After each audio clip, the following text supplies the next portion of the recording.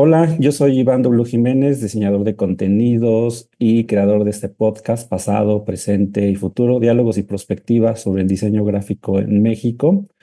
Este espacio, esta temporada o estos episodios especiales es para platicar sobre cuál es el futuro del diseño gráfico en vías de la aparición de nuevas herramientas de diseño, que lo cual las democratizan, llámese Canva, llámese inteligencia artificial, Cloud Design, ahora, etcétera, etcétera. Y te recuerdo que este proyecto pues, es apoyado con el sistema de apoyos a la creación y proyectos culturales de la Secretaría de Cultura. Hoy estamos con un diseñador que bueno, ya me ayudará ahorita cuando hicimos el primer contacto.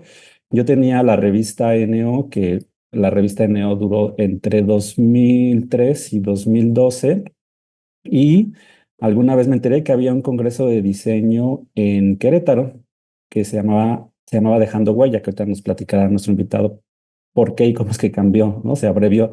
Que bueno, eso es como muy común. Yo tenía un proyecto que también, en el cual se llamaba Grupo Orma y luego le pusimos GH, como que me parece que es una tendencia en algún momento la abreviatura. Y entonces yo dije, bueno, pues el Congreso es como un espacio donde se reúnen los diseñadores y diseñadoras y entonces pues ahí puedo vender mi revista y me acuerdo que escribí y sin ningún problema me dijeron, sí, lánzate. Y fue en un teatro, y voy a usar la expresión pequeño porque es un evento que ha crecido. Hubo un punto que me impresioné, creo que fue el Teatro Corregidora, cuando vi tantísima gente escuchando hablar de diseño. Entonces se trató, era muy pequeño y si no mal recuerdo, la imagen era un avioncito, ¿no? Ese que avioncito que jugamos en el piso. Ya ahorita nuestro invitado nos dirá más o menos qué año es. Me puse a investigar un poco y yo según llevaban como 20 años, según yo eran como de mediados de los 2000, pero no, resulta que son de los finales de los 90 ya este proyecto de Dejando Huella. Y la verdad es que se vendió bien la revista y dije, el próximo año voy. Y la verdad es que siempre hemos hecho como, bueno, siempre hicimos, voy a hablar en pasado, como esta parte padre de que yo vi eventualmente cómo iban cada vez más proyectos voy a decir, ¿no? A vender sus diseños. Y siempre fue una parte como que escribía y me decían, sí, lánzate. A veces pues era más como, pues, yo les daba un espacio en la revista y así hacíamos colaboración, lo cual pues siempre estuvo como muy generoso de su parte. Y entonces los vi crecer y eventualmente pues se ha transformado en lo que ahora es DH y pues estamos con Eduardo Espinosa, responsable de Tipos Libres, que platicaremos un poquito también, y pues del Congreso. A mí me parece probablemente el más longevo del país, que perdura todavía y pues sí, por lo menos en uno de los tres más importantes de la historia de este país. Eduardo, muchas gracias y bienvenido al podcast. No, gracias a ti, Iván, por la invitación y yo encantado de platicar con ustedes todo lo que quieran, hasta preguntas difíciles. Sí, a mí me gusta hacer preguntas difíciles. Oye, ¿y cómo? Y bueno, sé que te gusta responderlas. He coincidido en mesas contigo en congresos y es como que sí sé que te gusta meterle salsa al caldo. Oye, y recuérdame más o menos qué año habrá sido ese congreso. Fue en el teatro muy cerca del centro de Querétaro y según yo fue esa imagen o Sí. antes de esa imagen del avioncito. Más o menos qué año será. No, la imagen del avioncito fue el aniversario número 10 y fue cuando hicimos el brinco importante Ok. de estar haciendo en un teatro muy pequeño. Bueno, empezamos en un salón de un hotel bastante feo y barato con 200 personas. Lo mantuvimos muchos años. Después nos cambiamos a un teatro muy bonito, a un cine teatro, y la capacidad era de 300 personas, 320 hasta que llegamos al año número 10 donde pensamos que ya teníamos todo el know-how y toda la experiencia como para poder crecerlo. Y platicando con el equipo, con amigos, decía, pues es lo mismo hacer una fiesta de 20 que hacer una fiesta de 1000, ¿no? Nada más hay que comprar más tacos. Y fue que nos animamos y Benito Cabañas, un gran amigo, nos hizo esta imagen que era el avioncito, que son pues 10 pasos que tienes que llegar para ganar, Ok. ¿no? Y fue, creo que ya la primera vez en que internacionalizamos mucho el evento, traer invitados de otros lados, de otros países, eh, y no por malinchistas, sino porque literal nos habíamos acabado a todos los colegas en México en estos años y nos empezaron a recomendar. y ahí es donde dimos este brinco a 1,000 diseñadores y empezó a crecer el evento. Llegamos en el número 15 a tener casi 1,800 diseñadores. Y después, por temas de logística, decidimos simplemente encontramos un teatro maravilloso y ahora lo hacemos solo para 1,004 personas ya cada año. Ok. Nos han dicho que lo sigamos creciendo, pero me gusta mucho ese número, lo manejamos bien. Y como cambió un poco la dinámica del festival, ahora es un festival, llegamos a tener como a 1,300, 1,400 personas en promedio. Y la verdad es que cada vez creo que nos queda mejor, ¿no? Oye, entonces la imagen del avioncito fue que 2007. Pues llevamos 30 años con el evento. Fue por ahí sí, por ahí 2008, 2000, Ok. más o menos. Sí, porque 2000. entonces yo los conocí antes, porque sí me tocó todavía ese Ujú. teatro, me tocó una vez y luego de ahí no falté, yo creo que sí me eché unos 6 años seguidos yendo. Así es. Ahorita te cuento por qué dejé de ir, bueno, además de que la revista desapareció, que era el pretexto, te cuento por qué dejé de ir, con qué pasó con la revista y que eso me ayudará a preguntarte algo. Tú llevas pues ya muchos años conociendo diseñadores, entre directamente con tus invitados e indirectamente con los alumnos, ¿no? Fíjate Sí. que yo la primera vez que fui al teatro, ese teatro que te digo, pues me gustó mucho y se vendió bien la revista, pero luego hiciste uno en una especie como de cancha de básquetbol o algo así. Ese fue el 10 y Ah, la razón no es que hayamos, la razón en realidad no es que hayamos querido hacerlo en una cancha. ujú. Antes la política de Querétaro era un poco diferente y teníamos un auditorio hermoso y 3 días antes nos lo Ah, cancelaron. mira, Un político decidió hacer algo del Día de las Madres ahí ok, y fue mover todo de manera muy expresa y urgente. Ya cambió ahora la política y hay mucho más respeto por este tipo de proyectos, pero esa fue realmente la situación ok. que no- quedamos muy contentos con el resultado, pero un poco con el mal sabor de boca pues, estas cuestiones administrativas y políticas y todo lo que pasa atrás de un evento de este tamaño, que muchas veces pues, la gente no lo ve, ¿no? Todo lo que Claro. hay que pelearse atrás. Sí, y esos espacios siempre demeritan un poquito la calidad del audio, de la imagen, por la luz que entra, ¿no? Totalmente, Y me acuerdo mucho de totalmente. ese, ajá, me acuerdo mucho de ese porque llegué, o sea, siempre llegaba con mis cajas de revista y llegué, me instalé y se acabaron ese mismo día, o sea, se acabaron. Y entonces lo que hice fue pues llamar a mi socio y decirle, oye, se me acabaron, ¿qué onda? Mándame más, ¿no? Y sí, hasta se lanzaron en coche a traer más revistas. Entonces la revista se vendía muy bien, dejando huellas súper Sí. bien. Siempre me regresaba o con vacío o con muy poquitas, pero eventualmente dejó de venderse, ¿no? O sea, creo que eso no lo he platicado contigo, pero entre 2011 tal vez 2012 ya yo me regresaba con un montón de revistas. Entonces lo que yo empecé a observar es que pues había cambiado el hábito de los chicos, ¿no? O sea, ya no querían comprar revistas, pero sí compraban tazas, serigrafías Ujú. de Gabriel para que se las firmara, ¿no? Playeras, Manes, gatos. sí, Ajá, sí, entonces pero para mí fue interesante ver cómo cambió, o sea, cómo cambió. Entonces yo te quiero, la primera pregunta que te hago es eso, pues, en tantos años que has visto pasar diseñadores, tanto profesionales como estudiantes, ¿qué es lo que más tienes como presente que ha cambiado en el ADN del diseñador? ¿Qué has notado? pues mira, esto que mencionas de las Ujú. revistas pasó también con las editoriales. Antes iban un montón de editoriales a vender libros y poco a poco dejaron de ir. No sé, bueno, supongo que este fenómeno se debe a esta inmediatez y este cambio generacional también de diseño. Pero me parece respondiendo un poco directamente a tu pregunta, creo que antes veíamos al diseño como un oficio. Creo que realmente había mucho deleite en hacer el proyecto con las manos, en improvisar, era una parte muy pasional, no sé si artística, pero por lo menos había un oficio.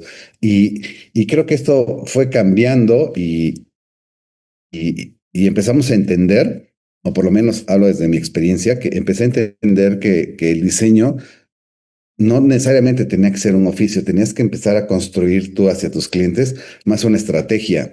Me parece que antes éramos como el último eslabón en un proyecto en donde hay que hacer una empresa, hay que constituirla, hay que contratar gente y al final pensaban en, necesitamos una marca y le hablaban al diseñador y el diseñador hacía un loguito, lo presentaba y hasta ahí terminaba su participación con un entregable. Y me parece que esto fue cambiando en donde ya un diseñador se inserta desde el inicio de una problemática de empezar una empresa o de construir una empresa y, y empezó a cambiar la mentalidad, o por lo menos la nuestra, en cuanto a dejar de ser diseñadores y ser más estratégicos.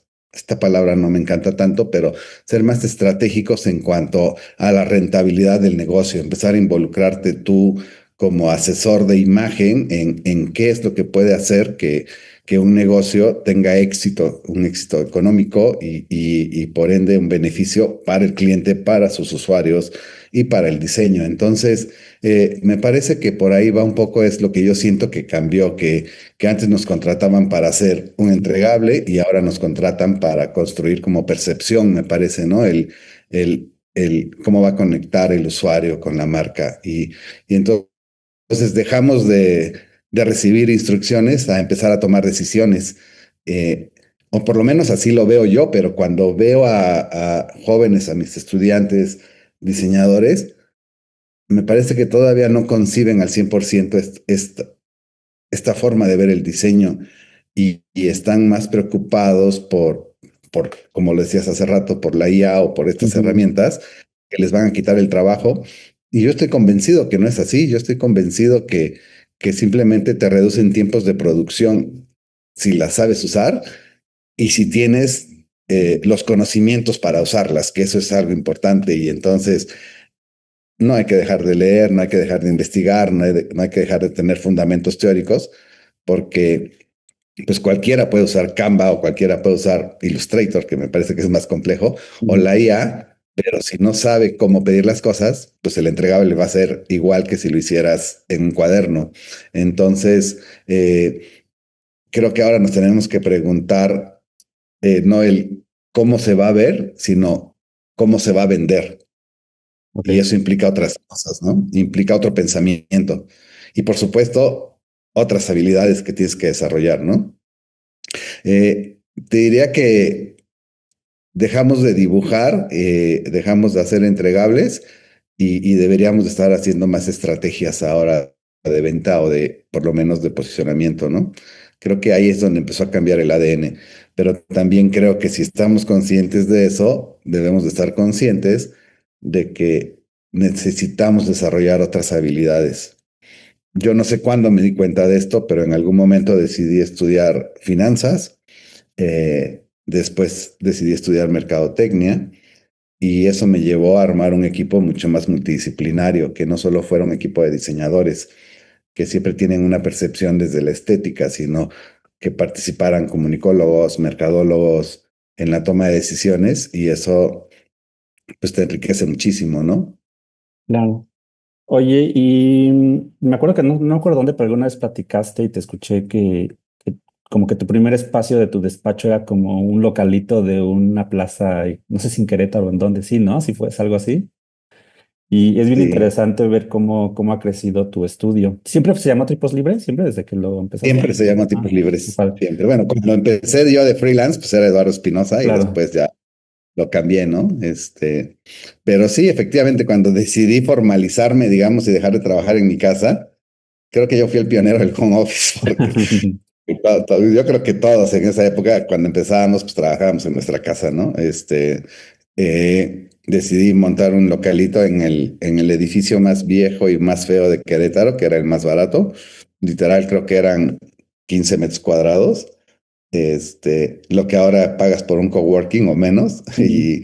y ahí empezamos, y se empezaron a dar las cosas, pero tardé muchos años. Algo que yo trato de compartirle a los estudiantes es esta curva de aprendizaje que tuve que fue demasiado larga. Trato de enseñarles a que sea mucho más corta y que no Ok. tengan que estar tantos pesares, ¿no? Y tardé muchos años en entender que necesitábamos profesionalizarnos. Me Sí. parece que empecé a cambiar esta percepción que a veces difiero con muchos colegas de que somos creativos y por ende trabajamos en la noche y nunca Mm. entregamos a tiempo porque no nos llegó la inspiración y me di cuenta gracias a un cliente que tuvimos oportunidad de acceder que necesitábamos profesionalizarnos porque ellos trabajaban de 9 a 6 de lunes a jueves, y era el horario en que teníamos que entregar todo. Entonces empezamos a tener una estructura de trabajo muy diferente. Y la verdad es que fue una gran escuela porque nosotros trabajamos toda la comunicación interna de este cliente, que era un banco, es un banco de los más grandes del mundo, Ok. y, y hacíamos toda la comunicación interna y recibía yo muchos documentos de estudios que ellos hacían de del servicio al cliente y del servicio a los colaboradores. Y como que de repente fue como un eureka, ¿no? Tengo este material, ¿por qué no lo empiezo a usar de manera interna en mi equipo? Y empezamos a trabajar aplicando lo mismo que ellos aplicaban.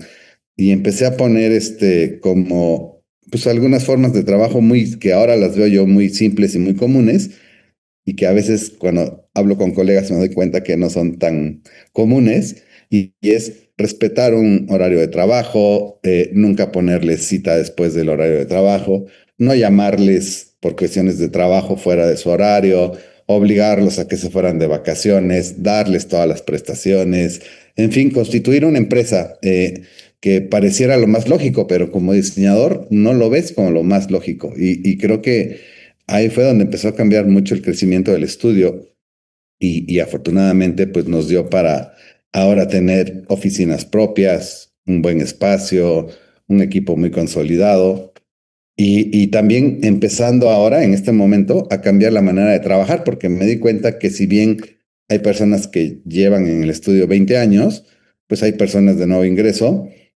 que ven la manera de trabajar de una manera, perdón, totalmente diferente. Y entonces he aprendido a adaptarme a esas necesidades, y quieres hacer home office, haz home office, quieres trabajar por proyecto, trabajamos por proyecto.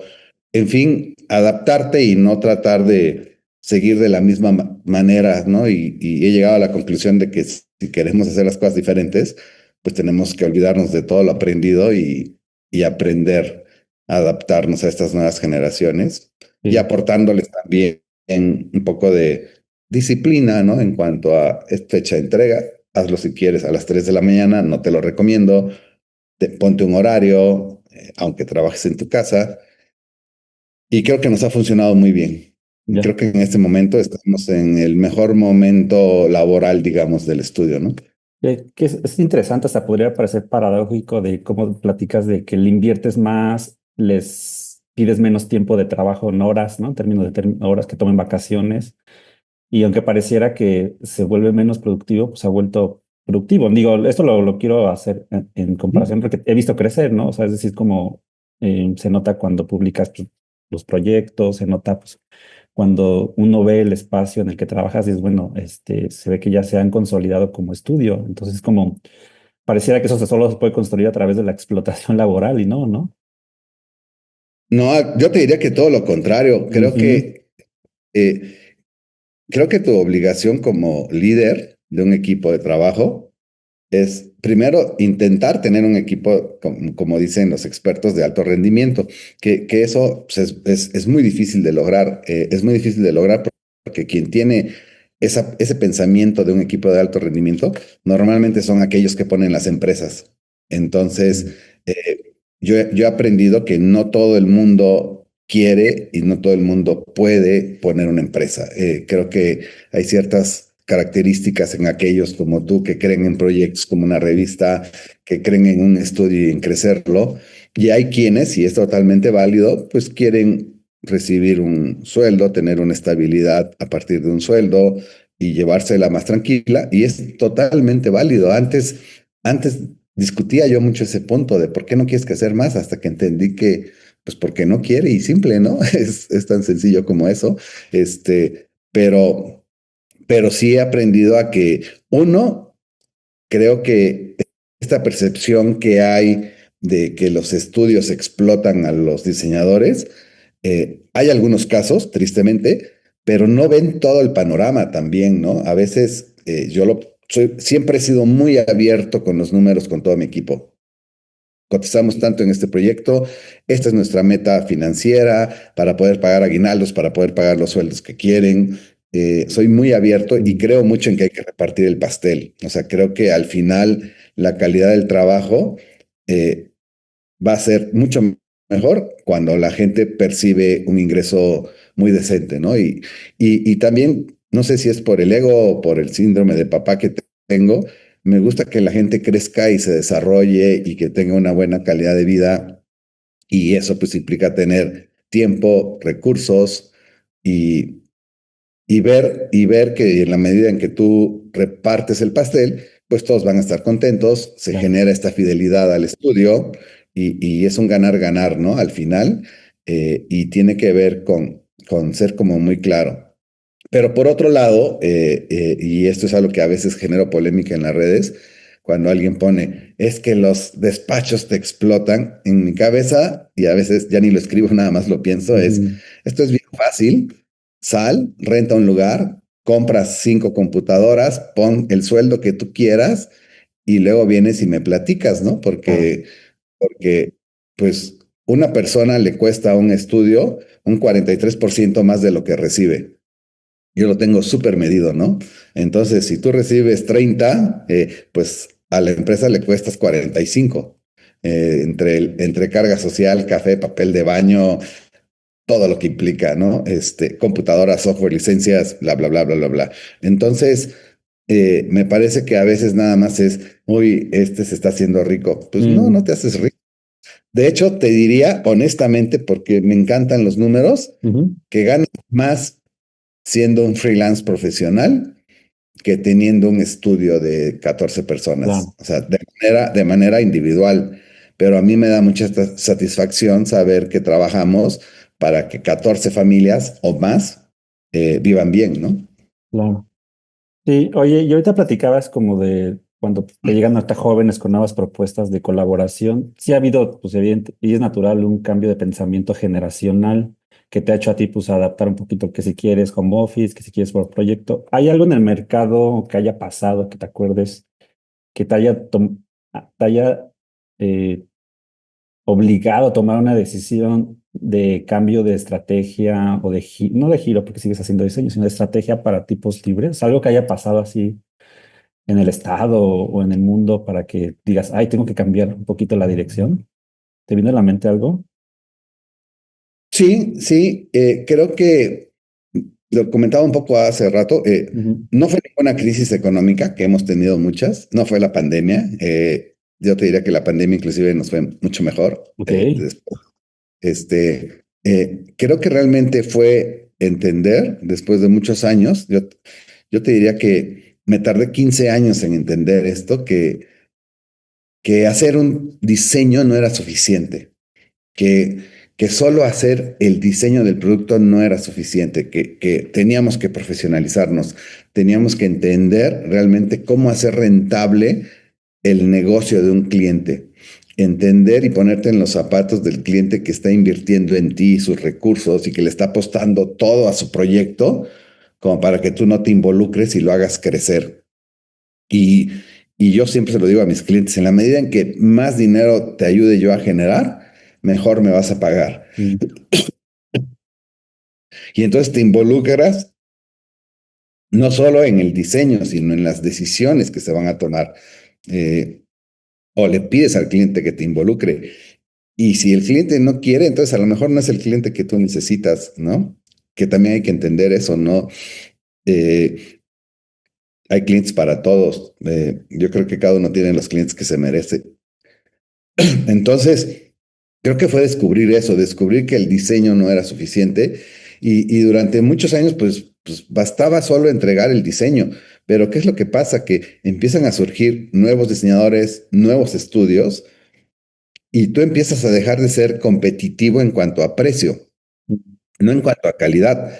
Tienes más experiencia, pero tienes más estructura. Entonces, yo no puedo competir con un estudio de reciente formación que son tres y que esperan un sueldo mensual de 20,000 pesos cuando yo tengo una nómina muy alta, una estructura, equipo, y entonces no hay manera de que mis precios compitan con los de ellos. Y no estoy hablando de calidad, ¿no? Pero sí puedo competir en una calidad de servicio, sí puedo competir en aportarle al cliente un conocimiento diferente al diseño en sí y en tener otro tipo de conversación. Creo que este punto de quiebre del que hablas fue cuando nos dimos cuenta que vendemos valor, que aportamos valor al proyecto y no Ok, vendemos diseño, ¿no? Entonces, eh, no te vendo un diseño, te vendo un producto que le va a aportar valor a tu negocio y voy a cuidarlo para que tú crezcas. Entonces, cambia totalmente la conversación, porque te diría que muchas veces el precio pasa a un segundo término, porque mm, lo puedes negociar inclusive, ¿no? Y entonces empecé a cambiar muchas maneras de ver los negocios y, y a veces sí cobramos un anticipo y una entrega.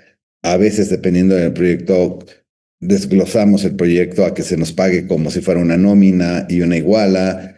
A veces entramos con nuestra participación a cambio de un porcentaje de acciones de la empresa, cuando es muy pequeño, ¿no? Y nos dan el 3, el 5 y los ayudamos a crecer. Entonces empecé a ver otras maneras de cómo lo que nosotros hacemos le puede aportar valor a- al cliente, ¿no? claro. Oye, fíjate que pues, Facebook es como el gran chismógrafo, ¿no? Por ahí me di cuenta, me enteré que eres socio de un restaurante. ¿Todavía eres socio de ese restaurante ahí en Querétaro? Bueno, somos socios de Ah, 5 restaurantes. ok. Este, y empezó, ahora son grandes amigos, la verdad, mis socios son grandes amigos. Ujú, Empezó vendiéndoles diseño, ok. literal. El primero que pusimos fue ya hace 8 años. Fue un experimento entre que me invitaron a hacer la imagen, conocí el lugar, me encantó y pues yo de metiche le decía, oye, esto está para más que una taquería, tienes ubicación, tienes Ujú, los permisos, vas a gastar en diseño, vas a gastar en remodelarlo, pues hagamos algo que pueda tener un ticket más alto y como que les gustó esta, pues no quiero llamarle asesoría, sino esta conversación y me invitaron a participar y entonces yo aporté la parte creativa durante mucho tiempo y me dieron, empezamos con un porcentaje muy chiquito de acciones y después me invitaron a abrir otro y después otro y y otro. esquema. Y ahora la verdad es que somos grandes amigos y pues es otra fuente de ingreso ya esto y es algo que disfruto mucho porque al Claro. final estás metido en el diseño, pero estás metido no solo en el diseño, que creo que también hay que entender eso, que nosotros vendemos servicio. O sea, lo que nos vendemos es un servicio. Y al final los restaurantes estás vendiendo servicios, no estás vendiendo la Ujú, comida. Y tiene que ver con lo que hacemos, con una estrategia de comunicación, con resolver un problema, aunque ya no hagas gráfico. Y me gusta mucho esa manera de pensar que te da la formación de diseñador, que creo que a diferencia de otras profesiones, lo que te hace es tener como esta posibilidad de ver todos los sombreros de un problema y de ponerte todos. Entonces, deberíamos, y siempre lo he dicho, que los diseñadores deberíamos estar dirigiendo empresas y no los ingenieros, ¿no? O sea, podríamos ser directores de empresas y no estar diseñando, sino con esta visión que tienes de cómo resolver y afrontar un problema desde claro, diferentes perspectivas, podrías estar llevando una fábrica, ¿no? claro. Y fíjate que quiero conectar varias cosas nos has compartido. Uno, por ejemplo, el tema de lo que yo veo ahora, y a mí me pasa con los diseñadores, sobre todo de nuestra generación, quizá tú seas una generación arriba que la mía, es que estamos Seguro. explorando, sí, estamos explorando otras actividades, ¿no? Yo en finales bueno, 2018, 2019, justo investigué para hacer una guía de mis lugares favoritos para comer y beber en el centro histórico de la Ciudad de México. Y vi una oportunidad de generar ingresos, ¿no? Ujú. Luego esto está interesante esto que dice, lo del diseñador, ¿no? Que ve todo. Es como que dices, bueno, esta idea tiene Ujú. potencial, puede generar ingresos, puede tener un buen diseño, puede tener estrategia, etcétera. Y dije, bueno, aquí hay algo. Y me empecé a meter a la promoción gastronómica. Y escribí el libro, logré conseguir que se patrocinara, se imprimió, con el patrocinio pues se regaló. Y luego pues yo venía trabajando con un proyecto de cursos y talleres y conecto con la pregunta que te hice y pues con la pandemia pues todo cambió, mucho cambió. A ti te fue bien, en mi caso pues sí, sí fue un golpe fuerte porque de hacer ese libro impreso es como, pues madres, pues ahora ya quién va a querer algo impreso, ¿no? Porque hay que imprimir, Claro. distribuir. Y luego, pues el otro proyecto, pues mutó a otra cosa y ya palabras más, palabras menos, pues ahora soy 100% independiente y aquí pasan dos cosas. Ahora quiero vivir de la gastronomía, o sea, del mundo de la gastronomía. No creo que como socio en un restaurante, porque, bueno, a lo mejor como socio uno está un poquito atrás tal vez, pero ya en Ujú, ujú. operativo ha de ser una chinga, ¿no? Está en la parte Yo ahí operativa. no me meto, ¿eh? No, sí, no. Yo ahí no me Y meto. Nada. por eso en la parte de la promoción. Y también la verdad es que a mí, yo ahora que digo, ay, quiero hacer un libro de esto, digo, no, no, no, un libro ya no. Ay, quiero hacer un producto de esto, no, no. Entonces ya mi pensamiento ahora es muy, muy digital, ¿no? Pues este proyecto pues es un podcast, y cosas que quiero hacer de aquí en adelante, pues justo tiene que ver con el mundo digital. Pero sí me parece bien interesante cómo nuestra generación pues se ha metido en otros temas, ¿no? Insisto, unos gastronomía, otros psicología, Ujú. etcétera, etcétera. Y, y yo siempre, bueno, desde el podcast yo he compartido que para mí cuando estudié diseño quería vivir de hacer diseño gráfico. Y ahora el diseño gráfico lo veo como una herramienta para vivir de las cosas que más me gusta hacer. Pero no sé si es un tema ya de la edad Sí, te ¿no? diré que sí, te diré absolutamente que sí, porque ahora que lo mencionas, Ujú. deberías de platicar con Juan Carlos, ex director de Ideograma, que para mí fue un shock cuando dejó Ideograma, no, pues era de los mejores Me estudios de acuerdo que México, renunció. y ahora vive muy feliz en Madrid. Y hace poco me invitó trae miles de proyectos que le surgen así como tú de hacer cosas, Ujú. y invitó a ser partícipe de una página que sacó en Instagram que es recomendar lugares para comer, pero donde la comida no solo sea buena, sino el espacio esté lleno de diseño. Ok, qué padre. Entonces es como un nicho de los diseñadores que nos gusta comer y que vamos a ver, no el menú, porque el diseñador siempre ve el menú, no, sino toda la comunicación que hicieron, de quién es el mueble, de cuántos años lleva. O sea, esta parte está súper interesante, ¿no? Y conectando con lo que dices, ayer platicaba yo con una chica del trabajo que quiero mucho y me decía, oye, estuve en Chihuahua y es impresionante lo que está haciendo Estudio Yeye, que es un crack, Ah, me acuerdo como, de ellos, sí. como diseñador, cómo está abriendo bares y restaurantes con, con, con conceptos totalmente diferentes, pero total, así muy de nicho. Y me llamó mucho la atención eso que decía, cómo los eh, creativos, entre comillas, diseñadores, sí tenemos esta capacidad de migrar y de ver hacia otros negocios. eh, y no creo que abandones el diseño gráfico.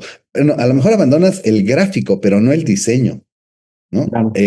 En el sentido de que es construir procesos, es construir metodologías, y eso pues puede ser un gráfico que al final lo vas a necesitar, o puede ser un restaurante, o puede ser algo digital, o puede ser un libro.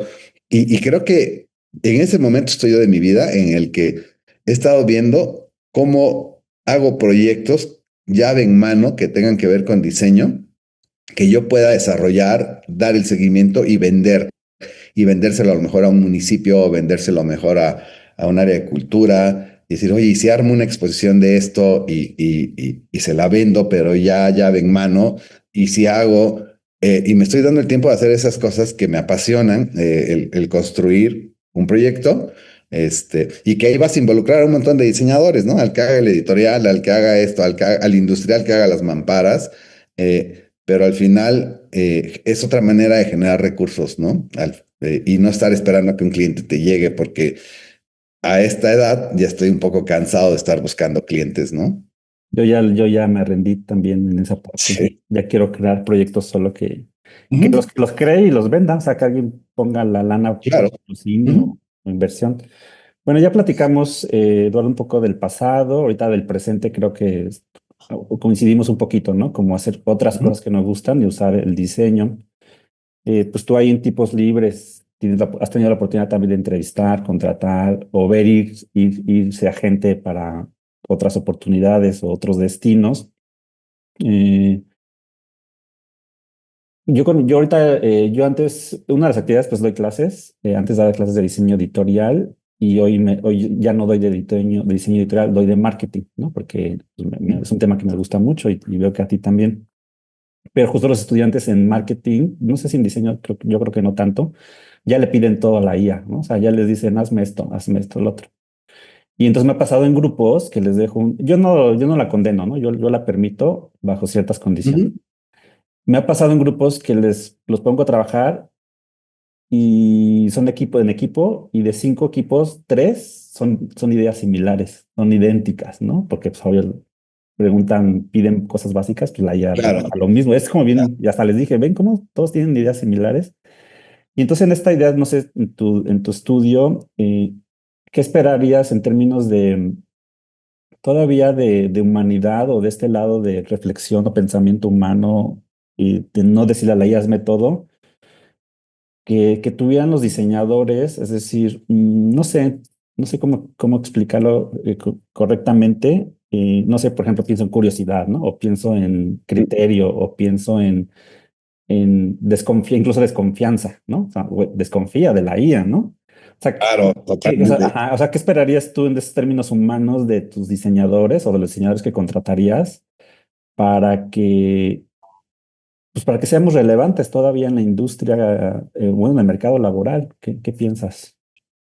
Eh, híjole, es todo un tema, ¿eh? Pero Ujú, sí, van a ser muy crítico porque en esta inmediatez en la que vivimos y sobre todo en redes, yo veo a las marcas y hablo de desde las chiquitas hasta las grandes haciendo las mismas cosas, así como tus equipos en la clase, los estudios afuera, haciendo las mismas cosas, imágenes sepias, cafecitas de IA que yo las detesto y las alucino. Y creo que debemos de tener esta capacidad de poder comunicarnos con el cliente, de decirles por qué no funciona, ¿no? ujú, Y no funciona porque todos están haciendo lo mismo. Y creo que no es que se trate de hacer las cosas totalmente diferentes. Creo que la creatividad no va en eso. Creo que se trata de aprender a resolver un problema. Creo que ese es el meollo de todo. No es hacer una imagen con la IA, sino realmente con esta imagen pedorra que me está haciendo la IA, voy a resolver el problema de un cliente de generarle un lead. ¿Realmente lo que necesita es un gráfico o necesita otro tipo de solución? Creo que esa manera de pensar, que sí te la da mucho esta formación de merca, por ejemplo, o de comunicación, o de negocios, y no de diseño, es empezar a dar otro tipo de soluciones. Creo que no tiene que ver nada con la inspiración, creo que no tiene nada que ver con la IA. Yo veo la IA ahorita como en un proceso cuando surgió en su momento el Letraset, que nadie va a saber de lo que estoy hablando, cuando surgió en un momento los plumones con 200,000 gamas, cuando surgieron las primeras compus, cuando surgió Canva, que hay procesos de transición donde hace un año estábamos haciendo piolines con las tías en WhatsApp ujú, y ahora ya no hay piolines, ahora ya hay estas imágenes feas, pero va a ir transformándose hasta que llegue un punto en donde solo los que realmente saben hagan cosas excepcionales con IA. Lo demás va a seguir siendo ahí como un lapizote. ok, Entonces, me parece que cuando tú le pides una foto a la IA o un anuncio a la IA sin ningún conocimiento más que hazme un anuncio para vender tacos, pues te vas a dar un anuncio para vender tacos. Pero cuando tienes todo el conocimiento, todo el fundamento teórico y le puedes decir, necesito que hagas una metáfora relacionada con, y si puedes usar una metonimia, el resultado va a ser totalmente diferente, porque es como tener un equipo de trabajo diciéndole qué es lo que necesitas, pero para eso debes de tener el conocimiento. Entonces, creo que esa es la gran diferencia en entender, sí, tienes un lapizote ahí, tienes un montón de herramientas, ¿cómo lo usas? Es como tener un Porsche, no necesitas saber manejar nada más, ¿no? Necesitas Ujú, entender. Y, y, y creo que por ahí va. Creo que tenemos que cambiar como profesores, inculcar esta mentalidad de que no se trata de justificar el anuncio, no se trata de justificar el color, se trata de entender el resultado, de entender cómo vas a conectar con las personas. Y eso es un tema que inclusive yo en mi equipo tengo estas discusiones. Cuando vamos con un cliente y le presentamos un proyecto, bueno, hemos cambiado mucho hasta la manera de abordar los proyectos. La verdad es que no es que esperemos un brief. Nosotros empezamos con conversaciones, con talleres, con pláticas, dibujando en las paredes, en pizarrones, hasta que al final empezamos a hacer diseño en el proceso. Pero esta parte de ir construyendo los mensajes, que cada vez son más efímeros, tiene mucho valor y hay clientes que cuando lo entienden lo valoran de verdad. Entonces, ¿cómo cambiamos este chip? Te decía, vamos a reuniones y yo a veces salgo con un pequeño mal sabor de boca de estas reuniones con los clientes de presentación de proyectos, cuando escucho a mi equipo que se centra de repente en hablar qué tipografía seleccionó, qué color seleccionó, y le digo, no es que no sea relevante, es irrelevante para el cliente, es sí, relevante para el proyecto. ¿No? Pero el cliente háblale de cómo esto que hicimos va a conectar con las personas. Háblale de emociones, háblale de resultados, háblale de practicidad, de si es un software que vas a desarrollar.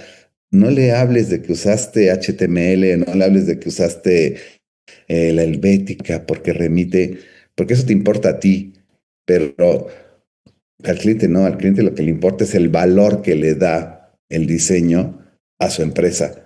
Entonces, creo que ahí es donde están los fundamentos, ¿no? Oye, esto que acabas de decir es bien interesante, sobre todo para los profesores, sobre todo para las universidades, porque yo en mi generación, probablemente te pasó también, sí nos enseñan como a justificar nuestro diseño. O sea, es que es bien interesante las palabras que usas, ¿no? O sea, nos enseñan a justificar. Y entonces decimos o decíamos, ah, pues sí, el azul porque es frío, ¿no? Y esa tipografía con patines porque es clásica, es tradición, ¿no? Y tiene todo sentido lo que dices. Digo, para los profesores va a ser muy útil, ojalá lo escuchen, porque es como, oye, ¿cómo esto te va a ayudar a vender? ¿No? ¿Cómo genera valor para tus clientes? Y me hizo, ahorita que dijiste, escuchaba, me recordaba un poquito como en la serie Mad Men, Don presentaba sus proyectos, ¿no? Y siempre cerraba con la parte, bueno, se concentraba en lo emocional, ¿no? Total, ¿no? Y que ahora está de moda el storytelling, pero pues no es Sí. más que retórica aristotélica, ¿no? Yo siempre lo he dicho, yo, lean un poquito, yo les digo a mis alumnos, lean un poquito, güey, o sea, es como, esto del storytelling lo hizo Ujú. Aristóteles hace miles de años, ¿no? Bueno, no sé si miles, pero Ajá. es Cientos, digamos. exactamente lo mismo, es Ujú, retórica, o sea, ujú, es ujú. exactamente lo mismo, es aprender a conversar, aprender a persuadir, Claro, ¿no? Eh, y por ahí hay un estudio bien interesante de la Universidad de Harvard que se llama El arte de la persuasión. No ha cambiado en 200 años. Y es bien interesante cómo cuando lo empiezas a aplicar con tus clientes, empieza a funcionar. Y entonces mi tema es, muéstrale al cliente lo suficiente para que sepa que sabes que estás hablando de diseño. Si quieres hablar de la tipografía y el color, menciónalo de otra manera, ¿no? Hicimos una selección cromática y tipográfica acorde a las necesidades de tu proyecto. Y ya, no le hables de la historia de la helvética, no le hables de la historia del azul, ¿no? Y conecta con esto nos va a dar como resultado, si quieres usar palabras domingueras, mm. este engagement con el cliente, ¿no?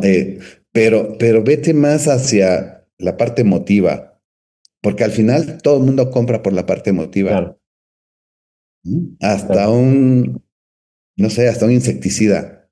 Eh, entonces, creo que esa es la parte que tenemos que aprender a comunicarnos mejor, claro. a comunicar mejor las ideas, porque en alguna ocasión me decía un experto en ventas, que también estudió un poco de ventas, decía, hay muchas maneras de vender un proyecto, pero solo una es la indicada, y eso depende del diagnóstico que hagas de tu cliente y de su proyecto. Claro, ¿No? sí, Entonces, en conocerlo. Oye, ajá. conocerlo. Ujú. Oye, Eduardo, ya para la última pregunta, voy a conectar un poquito. Fíjate que yo hace muchos años, bueno, no sé, unos 7 tal vez, yo decía, ya debería, bueno, quizás 10 15 ya debería desaparecer la materia de serigrafía de las universidades, ¿no? O sea, ya a quién se le ocurre enseñar serigrafía, ¿no? Y así, entre otras cosas. Y yo cuando tenía la revista, digo, eso ahora lo he cambiado un poquito. Ya digo, bueno, igual que la pongan como optativa por si alguien quiere explorar todavía lo táctil, ¿no? Lo Oficio, humano. sí, Ajá, como un sí. oficio. Y luego, pues yo con la revista, muy al principio, dije, yo quiero vender la revista y me metí a estudiar publicidad. Hice una especialidad Ujú. y de ahí fue que me gustó mucho el tema de marketing y publicidad. Em, yo creo que ahorita de lo que platicamos en esta pregunta anterior, eso se puede aprender si uno se mete a estudiar marketing, por ejemplo, o algunas otras, no sé, no sabría decir ahorita dónde puedes estudiar para aprender sobre persuasión, pero no solo de venta, sino humana, ¿no?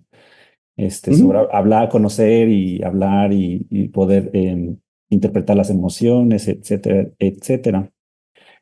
Y la última pregunta ya, ahora sí, ya la del futuro.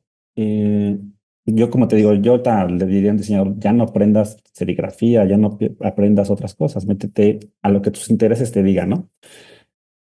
¿Tú qué le dirías a un diseñador que está estudiando que ya, bueno, no sé si quieres hacer, si la quieres responder o no esta primera parte, que deje de estudiar esto, como yo te diría, ya deja de estudiar serigrafía, y ese es mi pensamiento muy personal, si lo quieres comentar, o quieres concentrarte en, empieza a estudiar esto otro, ¿no? O sea, ya deja eso, yo te digo, yo ya quiero olvidar un poquito de lo físico, pero es mi postura personal 100% y que quede claro que es para mi futuro de vida que yo visualizo y enfocarme 100% a lo digital, a productos digitales. Porque también ya quiero como un retiro, ya sabes, el sueño, ¿no? Eso de irme a la playa y que todo se venda solito por internet, ¿no? Yo estoy en Pero, este momento de mi vida. ajá, o sea, ¿qué, qué le dirías a estos jóvenes que tienen que hacer para construir su futuro en vías de lo que nos viene en los 10 15 años? Y si quieres decir también lo que tendrían que dejar de hacer, pues sería interesante, pero como tú te sientas. Mira, algo que a mí me apasiona muchísimo y que Ujú, trato de, no voy a decir de leer mucho, porque no, pero sí por lo menos de cambiar mi algoritmo un poco a que me salgan esas cosas, ujú, es, creo que tiene que ver mucho con dos palabras, criterio, ¿no? Y pensamiento crítico, claro. que van de la mano, realmente, Ujú, ¿no? Pero, ¿cómo logras que tengan un pensamiento crítico todas las personas, no solo los diseñadores, todas las personas, ¿no? La última clase que di, ya me retiré yo hace unos meses de la docencia, fue ok, mi última clase. Ya estoy en este proceso de retirarme de todo. sí. Desde, mi objetivo de este curso, que era un curso de negocios en diseño, es cómo logro que tengan un pensamiento crítico. Si quieren usar la IA, usen la IA, pero ustedes son los que tienen que decidir sobre lo que les está mostrando la IA. Si ustedes como diseñadores tienen que entender el contexto, la IA les va a Ujú, generar opciones y 2000 si quieren, pero ustedes deben entender el contexto para decidir, ¿no? La IA pues, va a responder las preguntas, pero ustedes tienen que saber hacer las preguntas correctas. La IA pues, es muy rápida, es veloz, ¿sí? Pero quien produce el significado eres tú. Entonces, todo eso se reduce a tener un pensamiento crítico y muchas veces ni siquiera logran entender qué es este pensamiento crítico, porque tú puedes ser de ultraderecha, pero si ujú, no entiendes a la izquierda, pues no puedes tener un pensamiento crítico. Entonces hay que escuchar los dos lados y que tú decidas, que no te dejes influenciar ni manipular, ¿no? Tú toma tus decisiones y para eso pues necesitas tener mucha curiosidad, ¿no? Y creo que la curiosidad es algo que se ha perdido mucho. ujú, Él decía Matalik Kraset hace miles de años, una diseñadora industrial, el ¿qué pasa si? ¿No? ¿Qué pasa si lo hago así? ¿Qué pasa si pregunto esto? ¿Qué pasa si pongo este objeto? ¿Qué pasa si pongo este color? El ser curioso y para esto pues hay que dejar de desaprender, hay que desaprender muchas cosas que nos inculcaron, entre ellos aerografía, serigrafía, que no digo que esté increíble, por supuesto que está increíble y saber usarlo es increíble y saber hacerlo es increíble, si te gusta, claro. pero ¿en dónde está el valor de eso en un proyecto? Si tú le ves valor en un proyecto que vayas a hacer a piezas hechas en serigrafía, por supuesto que aprende para que sepas a quién contratar, ¿no? Para que sepas cómo hacerlo, cómo dirigirlo. Entonces, Sí creo que hay que cambiar muchas cosas en la matrícula. Afortunadamente algunas universidades ahora me están invitando un poco a hablar de estos temas, de qué podemos quitar y qué no. Y hay muchas que yo pondría como optativas, estos talleres increíbles que te Ujú. la pasas bien un sábado y dices, voy a aprender serigrafía, como en mi caso ahora quiero aprender carpintería. ¿Por qué? Pues Claro, porque sí, ¿no? Es como por curiosidad. Voy a hacer mi respirador antiguo como hobby. ¿No? Creo que esa parte de la curiosidad es importante, pero ¿qué necesito realmente yo? ¿Qué herramientas necesito ahora? Y tiene que ver con aprender a hacer estrategia, aprender a investigar, aprender a comunicarte, que eso es obvio y básico y no todo atrás de un teléfono, de WhatsApp. ujú, Eh, Aprender un poco de psicología, entender a los clientes, entender a las personas, ponerte en sus zapatos. Y yo te diría que un mucho de aprender a ser empresario, ¿no? Aprender a ser empresario. Y esto tiene que ver con que en algunas escuelas me dicen, es que nosotros aquí sí les damos clases de finanzas. ¿Ok? ¿Cuánto? Un semestre. Puta, un semestre no es nada, ¿no? Les das 6 semestres de Photoshop y les das un semestre de finanzas. Nosotros aquí sí les enseñamos a aprender a hacer una presentación. ¿Cuánto? ¿Una clase? ujú. ¿No? Creo que deberíamos al final sigue siendo una carrera humanista y eso es lo maravilloso. Y creo que deberíamos de tener mucho más habilidades. Y no estoy diciendo que todo el mundo sea extrovertido, no estoy diciendo que todo el mundo sea el gran orador, simplemente aprender a tener una conversación, porque tú puedes ser una persona que no le guste hablar mucho, callada, pero cuando hablas, el mundo te escucha, ¿no? Claro, Tener esta capacidad de pensamiento crítico para decir, yo pienso esto, yo creo esto, yo defiendo esto, porque es la única manera de que cuando presentes un proyecto tengas argumentos y ahí yo te diría que no se trata de aprender a justificar tus proyectos con el sí, color y con la sí, sí, tipografía, se trata de aprender a fundamentar los mensajes, ¿no? claro, Yo me parece, creo que investigué que lo hice porque, y entonces, pues no quiera ser un experto en Photoshop, eso déjaselo a la IA, ¿no? Ser un experto en resolver problemas de comunicación y eso es muy diferente, ¿no? de Eh, acuerdo.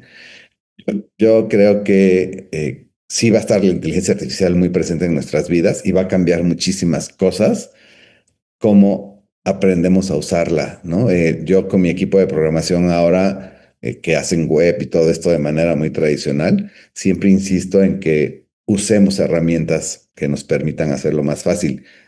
Acabo de hacer un ejercicio con una amiga que es muy empresaria, que me decía, mira, logré hacer esta página en media hora y me funciona muy bien. Le dije, échamela. Y se la regresé con miles de comentarios de, ¿funciona? Sí. ¿Está bien el código? Mm, Sí.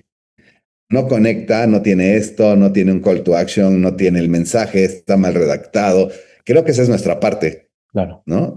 Úsala, pero ¿cómo la aportas tú valor a eso que lo puede hacer? Entonces, a lo mejor dejas de hacer diseño para volverte asesor de imagen, claro. Y para conectar. para Oye, conectar, ¿no? yo nada más quiero cerrar ya con una idea de lo que acabas de decir. Qué importante es el pensamiento. El pensamiento nos puede limitar o nos puede expandir. A mí siempre me saca roña en Facebook cuando ponen, por ejemplo, ay, aquí correteando la choleta, ¿no? Esa expresión la odio, me caga esa, ¿verdad? Y perdón por lo voy a poner aquí en pi.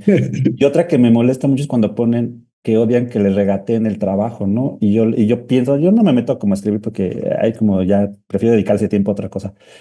Y es como, estás entrando en un proceso de negociación, ¿no? O sea, cuando dicen, es que me choca que me regateen mi trabajo, bueno, estás entrando en un proceso de negociación y la negociación, pues, es parte de las empresas, Claro, ¿no? Y ya tú aprenderás a negociar o aprenderás a decir, no, esto no es para mí, ¿no? Pero decir, me caga que me regateen. ¿Por qué no siempre a los diseñadores nos quieren regatear el diseño, ¿no? Entonces, pues más bien es un tema de nosotros cómo percibimos, afrontamos y pensamos sobre esa dinámica.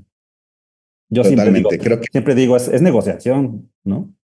es totalmente de acuerdo contigo. Yo creo que hasta es sabrosa esa parte Ujú, de regateo, si le quieres decir, pero de negociación. Y algo que aprendí hace muchos años y lo aplico mucho es, bueno, primero, lo que me funcionó muchísimo, así como tips para quienes escuchen esto, muy obvios. Ujú. Aprendí a presentar un proyecto bajo la metodología muy básica de Gui Kawasaki de 10-20-30, ¿no? De 10 slides, 20 minutos de diálogo con tipografía de 30 puntos. Es así de simple, ¿no? Sí. Y entonces te das cuenta que las personas tienen solo tu atención durante 20 minutos reales. Y ahí es donde tienes que ser muy conciso. Aprendí a llevar un proceso de curva en la conversación, de cómo irlos envolviendo hasta que se enamoren de lo que tú vas a hacer. Ujú. Y aprendí a negociar, a regatear. ¿Te van a regatear? Sí, porque el diseñador es el primero que regatea y yo lo veo, yo hablo con mis colegas freelance y demás, le digo, tú le regateas al que te va a imprimir las tazas, tú andas buscando dónde están las impresiones más baratas, no eres Ujú. leal a tus proveedores y entonces cuando te toca a ti te quejas, ¿no? Y creo que tienes que entender uno primero cuánto vale tu trabajo. O sea, que realmente seas honesto y decir cuánto vale lo que yo sé y no lo que yo espero cobrar. Vas a ir creciendo, obviamente, pero vas a ir creciendo tus precios en función de ir creciendo tu capacidad y tu conocimiento. Eso es obvio, ¿no? Es obvio que cada vez vas a cobrar mejor y más y de acuerdo a tus necesidades. Y entender esta parte de negociación. Y ahí tienes tú que saber no te voy a regatear, perdón, no te voy a hacer un descuento, pero sí te puedo dar 3 meses de pago. O te puedo ofrecer esto. O me puedes ofrecer 20 comidas gratis si es un restaurante. O sea, empezar a negociar lo que le llaman la sopa, que ese concepto me encanta y que me Sí. costó mucho trabajo de repente entender, ¿no? La sopa, la zona de posible acuerdo, en donde tú estás aquí, el cliente está acá, Mm. aquí para que se vea en la pantalla, cómo llegamos a este punto los dos, donde los dos estemos de acuerdo y en donde los dos pensemos que le ganamos al otro, ¿no? Sí, El de acuerdo. cliente tiene que pensar que te ganó y ver Que la ambos digamos, palabra. salí ganando de aquí. Exacto. Esa es la zona de posible acuerdo, la sopa, investiguen sobre eso, está súper interesante, ¿no? Y no tiene tampoco que saber, no tiene, insisto, no tiene que, yo he escuchado y he ido a miles de cursos de ventas en donde dicen, sé un perro, sé, bla, bla, bla, bla. Esas teorías las odio, las alucino. Tienes que saber conectar, tienes que saber comunicarte, tienes que saber entender. Y los clientes lo entienden. Muchas veces mi argumento de venta, recién estuve en una reunión con unos abogados maravillosos de estos típicos de relojito Mm. y iniciales en la camisa y mancuernillas, ya sabes, ¿no? Ujú. Oficina cara y demás. Y me llamó mucho la atención que me preguntaran si era yo caro. Y la respuesta fue, pues no quiero ser caro, soy más barato que tú. Mm. Dije, seguramente mi hora es más barata que la tuya, pero te aseguro que sí lo puedes pagar. Lo que sí necesito que entiendas es que yo tengo como tú una estructura, una oficina, una nómina y por ende no puedo ser barato. Claro. Y cerré con una frase mamalona que decía, caro es lo que no puedes pagar. Si no está caro, no te alcanza, ¿no? Digo, esa versión está más agresiva, pero sí. Y ahora que, ya para cerrar, perdón, pero es que esta anécdota dije, me la voy a guardar para cuando hable yo con Iván, que Sí. hace poco escuché un podcast que me salen ahí, desde que me dijiste que invitabas a un podcast, ahora me salen miles de podcasts de El diseño en mi algoritmo algoritmo. está muy cabrón. Y están, la verdad es que no le puse mucha atención de quién era, pero era un podcast de diseño. Y el entrevistador le hace una pregunta a un colega que está ahí, que desde que hace la pregunta le dice, me gustaría saber cuánto consideras tú que es un sueldo ideal para un director creativo o dicho de otra manera, cuánto ganas tú y que sea razonable. No lo deja hablar, le dice, aunque estoy seguro que todos los colegas y los diseñadores te van a funar por tu respuesta. Y Órale. en ese momento yo me puse de malas. Ni siquiera había escuchado la respuesta del colega, sino lo que dijo el entrevistador y es, todavía no te responde y tú ya estás pensando que él cobra mucho. ¿No? O Ya no te poco. responde y ya estás Ujú. pensando que te van a funar por su respuesta. Y es como, ¿qué tiene de malo que un diseñador gane 100,000 pesos al mes en este país? Y seguramente te van a decir, no, hombre, estás idiota, ¿cómo crees? Pues yo conozco a muchos que ganan eso y más, ¿eh? O sea, ¿por qué tenerle miedo a querer generar Sí, un salario decoroso? O sea, ¿qué tiene de malo cuando te preguntan? Yo, cada vez que platicamos amigos y yo, oye, ¿y cuánto ganas? Tanto. Ah, pues está padre, ¿no? Y todos lo dicen con miedo. Pues no lo digas con sí. miedo, tu trabajo está dado. O sea, Ujú. has hecho mucho para recibir eso y creo que cualquiera lo puede recibir. Solo tienes que cambiar tu manera de pensar y tu relación con el dinero. Por eso te decía yo al principio de la conversación que creo que no va a salir, pero creo que a los diseñadores les falta un cero en la cabeza, ¿no? O sea, y eso me lo dijo un cliente muy querido, que una vez me dijo, Eduardo, te voy a decir, este es un gran empresario, me dice, te voy a decir algo que te va a ofender. Le dije, a ver, dime, tu problema es que te falta un cero en la cabeza. Dice, tú me traes facturas que yo las genero, lo que tú me cobras, lo genero en media mañana. Y no entiendo cómo le haces tú para mantener una estructura con esos precios. Me dijo, porque si tú me cobraras más, yo te lo pagaría sin problema. Te falta un cero en la cabeza, me dijo. Ah, Y es, claro. y es así de, ah, Ahí tiene mucho ah, sentido la expresión, ¿no? Sí. Súmale un sí, cero a tu trabajo. súmale un cero a todo. Ah, qué padre. Bueno, sí, sí, es como que al parecer tienes muchas anécdotas con tus clientes que ya deberías de escribir Sí. un libro de eso, ¿no? Estaría como muy, porque además es sobre, ahora sí que casos de la vida real, ¿no? Oye, Tú Eduardo, dices que pues, ya no escribes libros, entonces no me veo como un influencer, ¿no? No, no odias tú, a mí me pasa y respeto mucho a los influencers diseñadores.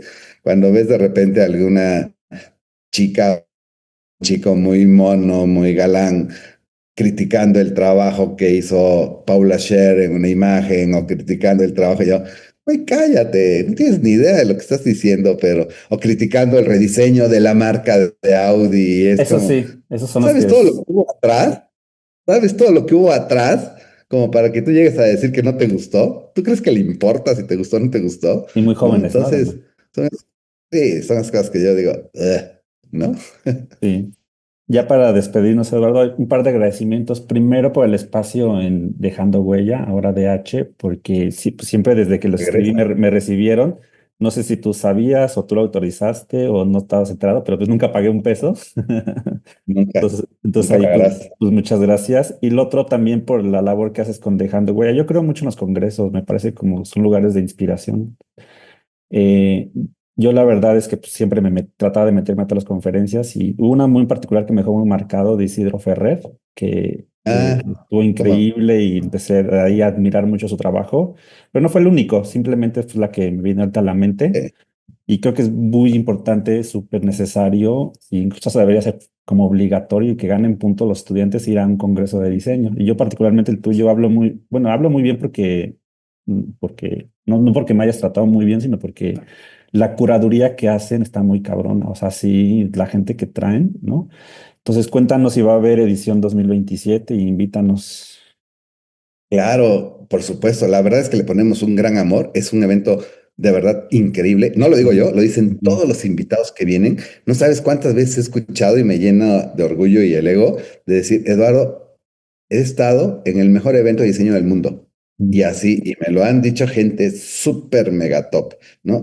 Este año pasado, bueno, este abril pasado, perdón, trajimos un súper elenco. La verdad es que, como bien dices, una selección que hacemos súper profunda, súper interesante, porque lo más padre, y esto me llena de orgullo decirlo, es que el evento se construye a partir de todos los amigos que hemos hecho. Entonces, cada vez que alguien viene, dice, oye, yo admiro mucho y conozco a, le voy a decir que venga. Y Ujú. entonces cada vez el nivel es mayor, no de mérito a los que estuvieron, sino porque ellos me ayudan a invitar a gente que ellos admiran o que ellos siguen. Y entonces esto va teniendo pues una repercusión increíble en las charlas. Este año nos lucimos, trajimos a Yellow Studio, que, híjole, son la persona más sencilla del mundo y fue quien diseñó todo el Super Bowl, ¿no? Wow. Y, y la manera en que hablaba de cómo lo conceptualizó, cómo llegó, te inspira tremendamente y todo esto pues al aire libre, con una cervecita. Creo que el festival se ha vuelto, nos decía Nubuki, una ilustradora, que somos ya el Coachella del diseño y eso está padrísimo. Los invito, por supuesto que es algo que yo voy a querer seguir haciendo. Han cambiado mucho las cosas en cuanto a cómo nos ven ya en otros países. Tristemente en México nos falta todavía trabajar más, pero ¿cómo ven al evento en otros países? Mm, Tenemos desde hace muchos años un apoyo total del Instituto Europeo de Diseño mm, de Milán, que nos ayuda inclusive con vuelos y cosas así. Este, las universidades se han abierto mucho a recibirnos, a traer gente. Llevamos 2 años, pero este año fue histórico que 2 meses antes ya no había lugar.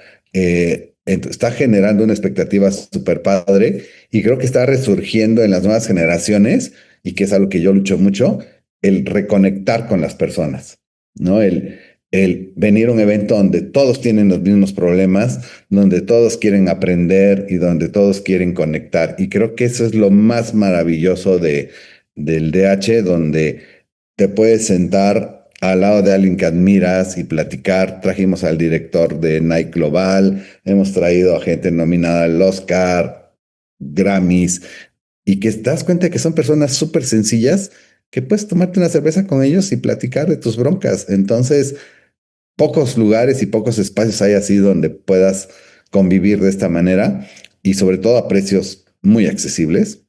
Y ya tenemos fecha para el próximo, que venga. va a ser en abril 23 y 24 si no me fallan las fechas, pero viernes y sábado, 2 días. Querétaro es súper bonito, súper seguro. Y que nos sigan en las redes como DH Festival, porque ahí subimos desde cómo metemos el primer oficio hasta cómo armamos las cajas, ¿no? Nos gusta compartir toda la experiencia. Y por supuesto que me encantaría, si estás en alguna universidad, también ir a visitarlos e invitarlos algún día, ¿no? Claro. Entonces las redes es DH Festival. Eh, DH Festival en todas las redes y tipos libres también reposteamos Sí, todo, pero síganos esas dos, ahí estamos, ¿no? sí, es un gran evento. Ahorita que decías de conexión humanas, yo ahí hice grandes amigos. Me encontré también pues, componentes que pues, me he encontrado en la vida. Y también conocí el amor y el desamor al mismo tiempo. Todo así en Mira, corto. no, pues Eduardo, mandan esas historias, ya sé, hasta chamacos ahí del DH, ¿no? O sea, seguramente, no, la verdad es que se ha hecho, eso es lo interesante. Si me preguntas a mí cuál ha sido la mayor ganancia del DH en estos 30 años, son las relaciones, los grandes amigos que tengo en todo el claro. mundo.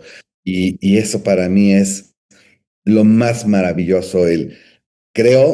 Esta frase me encanta, es mi frase favorita mía de mí, Ujú. que lo más valioso que me ha dado el diseño son los amigos. Ya.